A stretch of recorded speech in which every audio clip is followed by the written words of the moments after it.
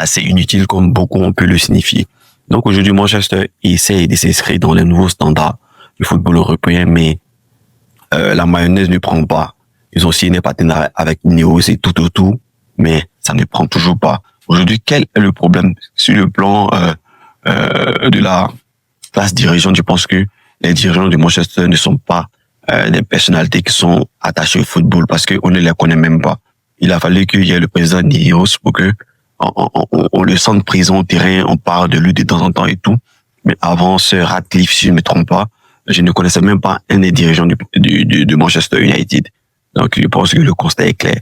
Et donc, si au niveau des dirigeants, ils ont essayé de faire un effort, quel est le problème au niveau même footballistiquement parlant? Manchester a décidé de jeter son dévolu sur un coach promoteur qui est Ruben Amorim. On a laissé le temps de travailler et tout. Manchester a fait beaucoup de recrutements. Déjà, on va parler de la stratégie de recrutement. Je trouve que elle n'a pas été optimale. Miser sur le trio Sesko, Bemo et Cunha, ce sont des très très bons joueurs. Ce sont des joueurs qui sont efficaces. Ce sont pas des joueurs clinquants et tout. Très très dans l'efficacité et tout. Est-ce que c'était les joueurs dont Manchester avait besoin? Je pense que non. Voilà, pour Bemo, il est toujours bon d'avoir un ailier fort, dynamique et tout.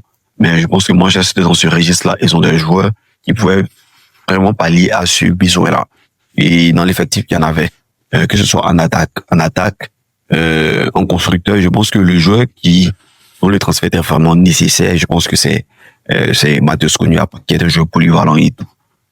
Mais c'est fait. Il y a Mbemo maintenant, ils ont aussi Sesko et Matheus Cunha. Aujourd'hui, ce qu'il manque à Manchester United, je pense que c'est une sentinelle, un joueur qui part de derrière, qui permet d'organiser le jeu parce que United a le même problème que le Real Madrid. Ils ont des ailiers, ils ont des joueurs qui sont percutants sur les côtés, ils ont une défense assez bonne, mais ils n'ont pas des protecteurs, des gardiens du temple en fait. Ils n'ont pas un joueur qui a assez de sécurité, balle au pied, pour pouvoir distiller le ballon, empêcher l'adversaire de tout faire le pressing et voilà, et permettre de passer les lignes, sécuriser la défense, récupérer les ballons, donc un profil à la Vitinha. Donc moi, je manque de ce joueur-là. Ils ont essayé de pallier ce besoin-là avec Casemiro, mais qui est vieillissant. Aussi Ugarte qui ne répond pas aux attentes. Donc je pense que c'est de chercher ce profil rare-là. Sinon, Sesko, c'est un très bon attaquant, mais si les ballons ne viennent pas, c'est pas le genre d'attaquant qui peut se créer des occasions tout seul.